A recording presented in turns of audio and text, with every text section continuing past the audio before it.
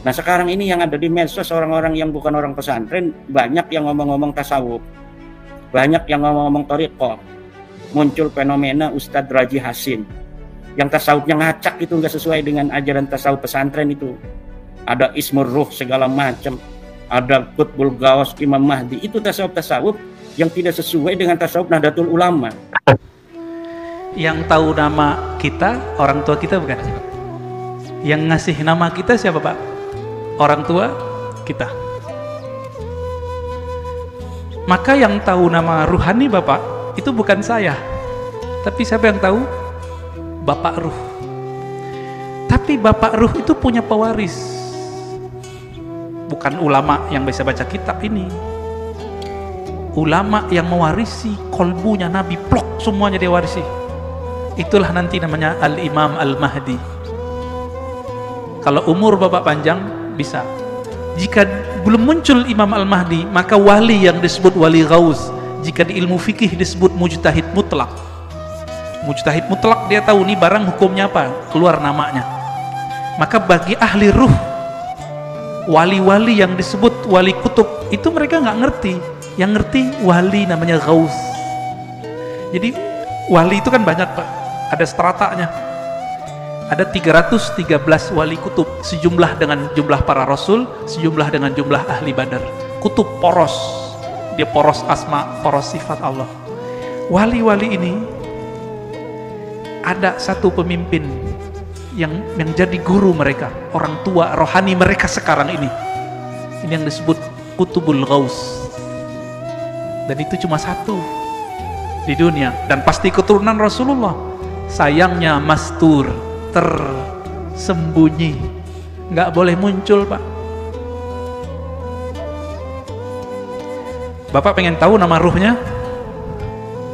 Harus punya koneksi sama Al-Ghaus ini gitu.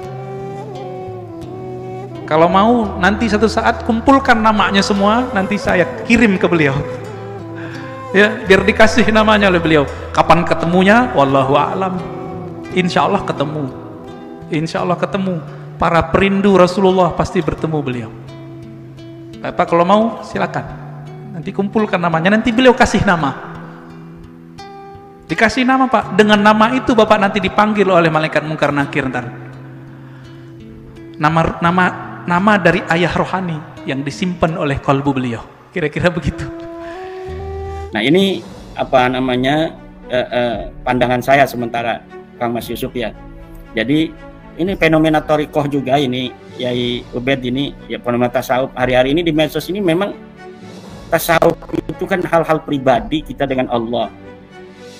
Kemudian ada sebuah media untuk lebih terarah cara kita dalam menempuh jalan Allah, yaitu thariqah. Nah sekarang ini yang ada di medsos orang-orang yang bukan orang pesantren banyak yang ngomong-ngomong tasawuf, banyak yang ngomong-ngomong thariqah. Muncul fenomena Ustadz Raji Hasin yang tasawufnya ngacak, itu nggak sesuai dengan ajaran tasawuf pesantren itu. Ada Ismur Ruh segala macam, ada Qutbul Gawas Imam Mahdi, itu tasawuf yang tidak sesuai dengan tasawuf Nahdlatul Ulama. Tasawuf Nahdlatul Ulama adalah tasawuf yang muqayyadun bil Qur'ani was sunnah. Tasawuf yang diikat dengan Al-Quran dan Sunnah, bukan tasawuf model Ustadz Raji Hasin. Itu tasawuf apa model begitu? Itu nggak ada dalam ajaran Nahdlatul Ulama, dan orang-orang NU jangan ikut-ikut itu. Tasawuf model begitu nanti sesat itu. Oke. Memahami Nur Muhammad, kami di pondok pesantren sejak dulu ngaji kitab Daqaiqul Akhbar tentang Nur Muhammad itu sudah dipelajari sejak ibtida, tetapi tidak didefinisikan begitu rupa seperti Ustadz Raji Hasin memahami Nur Muhammad.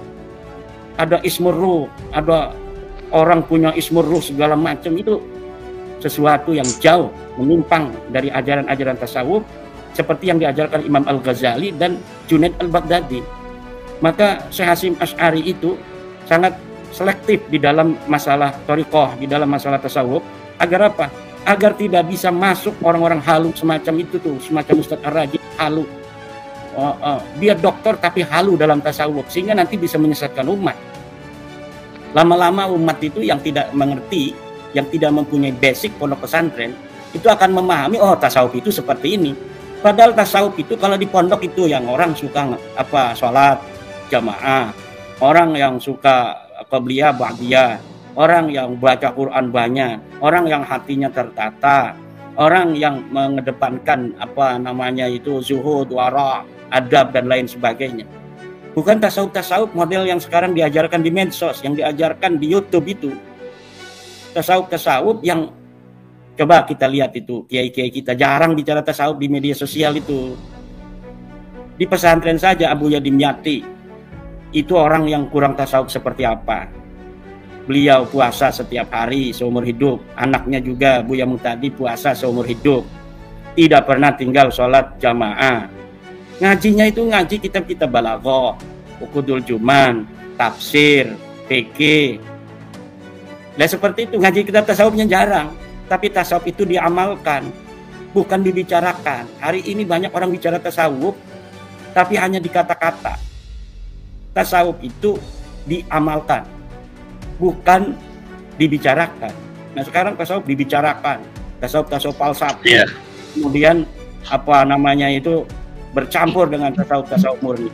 Di Nahdlatul Ulama, ajaran Nahdlatul Ulama dalam tasawuf hanya ajaran tasawuf yang muqayyadun bil Qur'ani Sunnah dari Al-Ghazali dan dari Al-Junaidi, yang kemudian kedua-keduanya bermuara pada Syekh Abdul Qadir Al-Jilani, Abu Hasan Asyadzili, Ar-Rifai dan lain sebagainya. Demikian sementara. Tadi menarik Kiai Imad bahwa inilah yang membedakan bahwa Jatma tanpa N berarti tanpa NO. Kemudian Jatman itulah yang Jatman An-Nahdiyah. Nah, Kiai, ini bagaimana ada sinyalemen juga yang mengatakan bahwa PBNU tidak mau atau tidak berhasil. Artinya ketika Habib Lutfi mendeklarasikan Jatma Aswaja, PBNU tidak berhasil melakukan negosiasi atau islah katakanlah ya dengan Habib Lutfi. Ini bagaimana ini? Ngapain negosiasi dengan Pak Habib Lutfi? Biarin aja. Wong dia banyak berbuat sesuatu yang kurang bagus di Nahdlatul Ulama selama jadi pengurus Jatman kok. Dirubah-rubah sejarah kan beliau itu, yang merubah sejarah pendirian NU beliau. Kemudian makam-makam dan lain sebagainya yang dibangun oleh Pak Lutfi bin Yahya juga ini sudah terbukti itu di dalam reportase wartawan-wartawan, bisa dilihat di dalam Google bagaimana itu reportase wartawan tentang berbagai macam kuburan-kuburan yang dipalsukan. Ada orang bertanya, mana buktinya? Katanya Pak Lutfi bin Yahya masuk kuburan. Reportase wartawan masih ada itu. Kuburan di Kaliwungu, kuburan di Semarang, Depok, kuburan di Mates, kuburan di Comal dan lain sebagainya. Nah, jadi negosiasi atau istilahnya itu yang nggak diperlukan. Yang ada itu yang diperlukan adalah untuk Pak Lutfi bin Yahya adalah kesadaran bahwa sudah waktunya mungkin saya harus bersama Allah. Tinggal usah lutak-latak lagi dengan pergaulan manusia, atau umur sudah di atas 70 mungkin. Jadi kalau kita berpikir tasawuf, ya berpikirnya harus macam itu, bukan malah menunjukkan perlawanan. Toh dia dibesarkan oleh Nahdlatul Ulama, harusnya banyak terima kasih. Oke dah, saya terima kasih. Selama ini dibesarkan Nahdlatul Ulama sampai dikenal presiden, sampai dikenal para pejabat, sampai dikenal oleh tentara, dikenal oleh TNI, polisi dan lain sebagainya. Kan harusnya begitu. Tapi ini kan tidak, malah membuat sesuatu. Kalau PBNU nggak mungkin berani ngomong ini. Saya yang ngomong ini sebagai warga Nahdiyin. Sekarang saya yang udah nggak di PBNU ini. Jadi nggak perlu negosiasi. Awas nih. PBNU kalau ada negosiasi apa? Apa yang mau dinegosiasikan? Nggak perlu negosiasi itu. Yang perlu itu kesadaran dari Pak Lutfi bin Yahya. Besok pengumuman, saya karena telah bermimpi Rasulullah, saya tidak boleh bikin Jatma, saya bubarkan kembali Jatma. Kan dulu dia ngomong begitu, saya mau keluar dari PBNU atau saya nggak mau lagi ngurus PBNU, tapi Rasulullah melarang saya, katanya. Rasulullah melarang saya untuk tidak lagi ngurus PBNU. Nah sekarang malah dia yang keluar dari NU, kan nggak sesuai dengan katanya mimpi bertemu Rasul. Nah maka udah sadar aja, nggak usah negosiasi, nggak usah apa-apa, biarin aja. Kita lihat, biarin sampai di mana itu dia mau meninggalkan PBNU, meninggalkan Nahdlatul Ulama. Nadir Shah Hussein juga ikut-ikutan itu, membela-bela segala macam, apa urusannya dia? Dia mungkin ingin masuk struktur ya, Pak Profesor Nadir itu. sampai kemudian menjelek-jelekan Rais Am kita, Ayahanda Kiai Haji Miftahul Akhyar. Saya dibilang Khawarij, dibilang Wahabi, nggak pernah marah saya sama Mbah Yai Miftah. Kenapa? Saya anggap beliau orang tua saya. Lah orang tua mau ngomong apa, biarin aja sama saya. Wong itu rasa cinta orang tua kok. Tapi Profesor Nadir ini berani bicara jelek tentang Rais Am saya. Ini saya tidak terima itu. Apalagi kemudian setelah itu viral dia bicara jelek tentang Rais Am Yai Miftahul Akhyar, dia masuk ke Jatma, atau saya tidak tahu dia masuk atau tidak. Yang jelas saya lihat dia membela Bapak Lutfi bin Yahya di dalam sebuah tulisan, dan saya sudah jawab tulisannya itu. Dan saya kira ini orang-orang yang ngomong demi NU, tetapi tidak menjaga PBNU kita, tidak menjaga ketua umum kita, tidak menjaga Rais Am kita, berani bicara jelek tentang mereka, itu diragukan ke-NU-annya. Kenapa? Saya meyakini bahwa setiap Rais Am dan ketua umum yang terpilih, bagaimanapun prosesnya, dalam muktamar yang sah, maka beliaulah pilihan yang paling tepat untuk kita saat ini. Saya tidak peduli dengan beliau misalnya marah pada saya, tidak setuju dengan penelitian nasab seperti Ayahanda Kiai Miftahul, enggak jadi masalah orang itu masing-masing dalam masalah suatu pendapat. Tetapi di dalam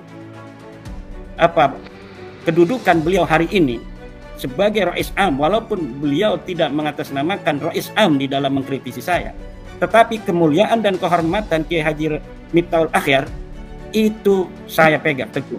Kenapa? Karena beliau ditakdirkan Allah jadi pemimpin saya. Kiai Yahya Khalil Stakuf ditakdirkan Allah jadi ketua umum saya. Dan saya akan selalu menjaga itu. Itu hasil muktamar. Kalau kita nggak setuju secara organisasi, kita bisa bertarung nanti di muktamar yang berikutnya. Jangan ketua NU kita, Rais Am kita, ketika beliau menjabat, kemudian kita delegitimasi. Ini tidak baik. Sama seperti ijazah palsu itu, segala macam itu kasus yang nggak perlu itu. Apa urusan pentingnya orang bicara tentang ijazah palsu Pak Jokowi hari ini? Dia telah jadi wali kota dengan ijazah itu, jadi gubernur, kemudian jadi presiden 2 kali. Toh kenapa sesudah beliau itu lengser, tidak lagi jadi presiden, dipermasalahkan ijazahnya? Nggak ada manfaatnya. Itu nggak ada manfaatnya karena Pak Jokowi sudah tidak punya kuasa lagi. Nah, kalau masalah nasab, kenapa masalah nasab dipermasalahkan? Toh ini sudah berjalan setahun. Beda.